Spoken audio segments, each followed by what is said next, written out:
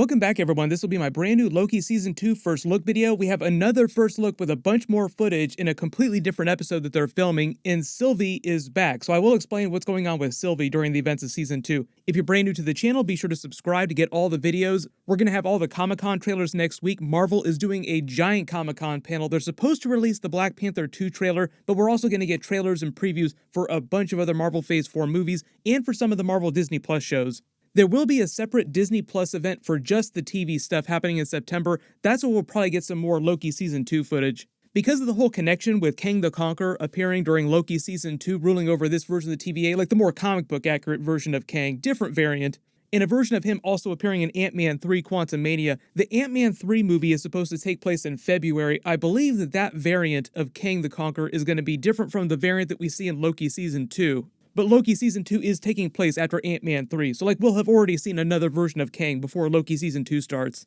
But the brand new episode footage starts with Mobius and Loki in their traditional TVA uniforms like we saw them in during Season 1 before things went really crazy, arresting someone who seems like they've escaped the TVA, like a convict who's in one of those TVA jumpsuits when they arrest them and put them through processing, who's escaped and gone through a portal back to the early 1970s and gone to this McDonald's, which seems like it's taking place somewhere in the United States during this early 1970s period. I just did a first look video about all the other footage from a different episode with them in the 1970s version of London. I'll talk about that in a second too, because that's obviously taking place in a completely different part of the planet, but during that same early 1970s era. But the whole idea here is that this person that they would have arrested the TVA, the actor doesn't look familiar, so I can't tell who this character is supposed to be. It could just be a complete random person. Did something during a different period, they arrested, put through TVA processing, then escaped, went back to the 1970s, and decided to go to this McDonald's to get something to eat. So if it wasn't clear, all this McDonald's fare here is set during the early 1970s. So it's not like they're arresting him here and then putting him in the jumpsuit. He was already in the jumpsuit when he escaped back to this place, he escaped again. And the big idea is that they run into a version of Sylvie who is wearing this early 1970s McDonald's uniform. So it's unclear if she's been working with them as part of this, but because she's not wearing a TVA uniform, I think the idea is that she's been running through time and space, Doctor Who style, trying to hide out from this new version of Kang the Conqueror after what happened with her killing He Who Remains at the end of Season 1. So I think that's why she's wearing the McDonald's uniform, she's been pretending, quote-unquote, to work here so far. That's why she's so casual about it, where Loki and Mobius are wearing the traditional TVA uniforms. The whole idea is that when Season 2 picks up, Loki explains to this version of Mobius, because it's a new timeline, it's been rebooted, who he is, how he knows him, everything that happened during Season 1, and why they were friends, why he's not a threat. It's kind of like him replaying the events of Season 1 on a speedrun loop at the very beginning of Season 2. Okay, we've already done this. I'm not evil. I'm not trying to create Nexus events. I worked for the TVA, but the timeline rebooted and that's why you don't remember me. But the difference with Sylvie at the end of Season 1 is that, remember, she's the person who pushed Loki back to the new TVA, but the timeline had already rebooted by the time that he showed up. Sylvie stayed at the end of time, then killed the version of Kang and took his time travel device, and that's how she escaped the end of time. That's how she's still alive. So if it wasn't clear, it is meant to be the exact same version of Sylvie and the exact same version of Loki from the end of Season 1. Sylvie and Loki, I think, are supposed to be the only versions who remembered what happened, except for, obviously, the version of Kang the Conqueror that's ruling over this TVA. He would remember the events of the Kang Multiverse War because he's been busy fighting it. In the same way that He Who Remains remembered everything that happened before the first Kang Multiverse War because he says that he fought it and won it. Now they're just saying that when he died, the timeline rebooted, things went a little bit differently, and this other variant of Kang won the war.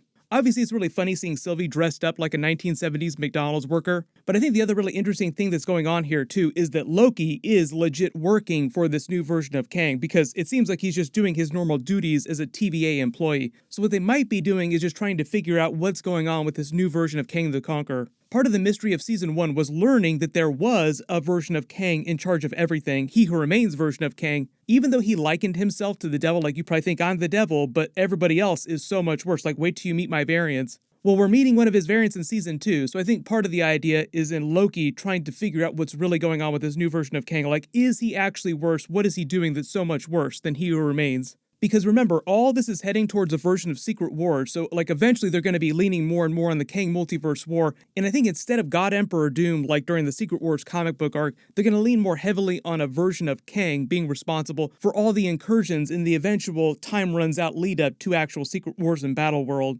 Even though it does get confusing when you talk about the difference between the alternate timelines, because that's really more Loki Season 2 stuff, is all the alternate timelines and the alternate versions of Kang that pop up. alternate universes, which they got into during Doctor Strange, and then alternate dimensions. The way that Marvel's referring to all this stuff is they're just calling everything, all those different concepts, all part of reality itself. And the whole concept of Secret Wars is that reality itself starts to crumble until just remnants of it are left, and they create Battleworld with that. So like all of reality in the MCU multiverse is everything that exists, all different universes, all different dimensions, and all different timelines. And part of the reason why I think that the version of Kang the Conqueror that we see in Ant-Man 3, even though he'll be a very comic book accurate version, he won't be the last time we see Kang, because like obviously you want them to defeat the villain at the end of the movie, but the whole idea is that Secret Wars is still a long ways off. That's why they said there's going to be multiple versions of Kang, different iterations of the character from different variants across different movies and Marvel Disney Plus series. I don't think they'll all be versions of Kang the Conqueror. Like, I think we'll see Scarlet Centurion at some point. We'll actually see a version of Rama Tut. They also referenced him during the Moon Knight series. Like, all different versions of Kang that you saw pop up in the Avengers comics. So far, we've only seen about 3 or 4 of them at least referenced in some way, but that's only about half of them. And I do think eventually they will pay off a legit Council of Kangs where you see a bunch of them on screen together. Like you see a version of that during the Loki season 1 finale, but it was really just him talking about it in passing. Like, oh, at this one point, we all did meet up across the multiverse and share technology. Cannot wait to see that Avengers Endgame version of a bunch of Kangs all just fighting this war with each other. Give me Avengers Endgame in that final battle, but just make them all different versions of Kang from different timelines. The only reason I think that they would use an early 1970s McDonald's for this particular location, like, yes, it is funny that they go to a McDonald's, like this TVA criminal goes to a McDonald's and Sylvie decides to hide from this new version of Kang the Conqueror at a McDonald's in the 1970s. But why McDonald's of all places? Like, there are plenty of funny places that they could go to. Usually when people talk about old-timey fast food restaurants like McDonald's, for instance, at this point in history, they weren't using a lot of preservatives, so like the meat tasted better, everything on the menu was a little bit different, tasted a little bit better. So that might be part of the episode. Like, the reason why they come to this point in history in this McDonald's is because the food on their menu tastes way better than the food on their present-day menu. Cannot wait to see what Loki and Sylvie are going to do during Season 2 to further make Secret Wars time runs out happen even faster. Like, how are you going to break the multiverse again this time? The craziest thing I could possibly think of them doing together that would break all of reality would be them trying to have a baby together. Like, would that even be possible? Because technically they're supposed to be biologically identical with a few minor differences. The only thing that's different about the other episode footage that I did a video for is that we know that it takes place around 1974 because all the movies that they feature during this London cinema that they go to for this particular adventure in this episode were released in 1974. Most of these are real movie posters. The one exception here to the 1970s movies, though, is that it's Kingo's very first Bollywood movie that he starred in, at least that we know about. Like, he makes it sound like it was his first movie. Remember, he was living with Sprite in Macedonia, but he left her to become a Bollywood star because he just got tired doing what they were doing because nothing had happened in so long. And the big joke about a lot of Kingo's movies is that a lot of his movies are parodies of things that happened during the Avengers movies in the past because all of them lived through the events of the Avengers movies, and a lot of his movies were parodies of things that they themselves had done as Eternals. Like in present day, he's making The Legend of Icarus and he's dressed in a version of Icarus's comic book costume. The branding on the bus in the background, too, is meant to be a reference to Avengers Endgame, like he made a Bollywood version of Avengers Endgame after Avengers Endgame came out. They've kind of done that in the Marvel movies so far, where you see parodies of movies within movies, like fake movies in Marvel movies.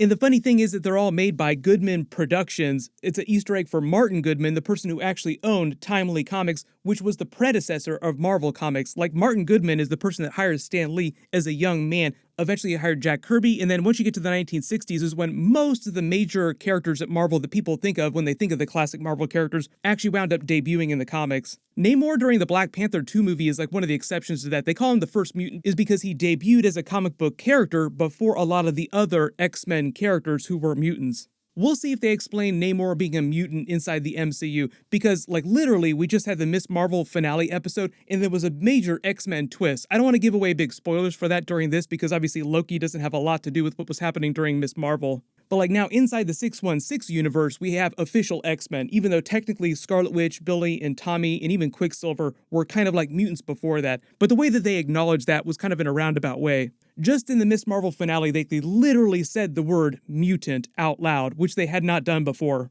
Because all the Marvel Comic-Con trailers are dropping next week, like I said, I don't think that we're going to get a Loki Season 2 trailer, but I will do trailer videos for everything that releases. There's going to be a lot of really cool stuff, so make sure to enable alerts for my channel so you don't miss that.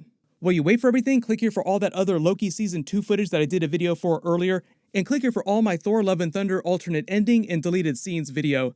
Thank you so much for watching, everyone stay safe, and I'll see you guys in the next one.